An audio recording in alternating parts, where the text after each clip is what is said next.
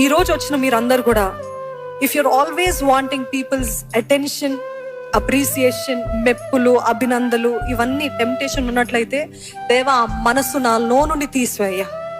ఎందుకంటే మనుషులండి భయంకరమైన ద్విమనస్కులు.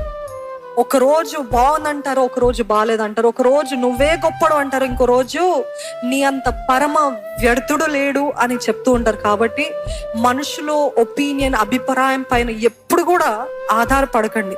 ఎందుకంటే మనుషులు ఇలాగా మారుస్తారు వారి ఒపీనియన్.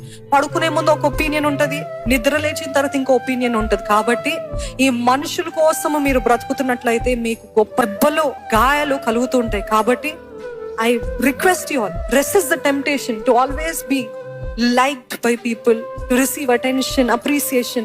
వారు మెచ్చుకుంటే ఏంటి, మెచ్చుకోకపోతే ఏంటి, నా దేవుని దృష్టిలో నేను సరిగ్గా ఉన్నానా అనే ఆశ ఉందా, నా దేవుడు చూస్తే ఇది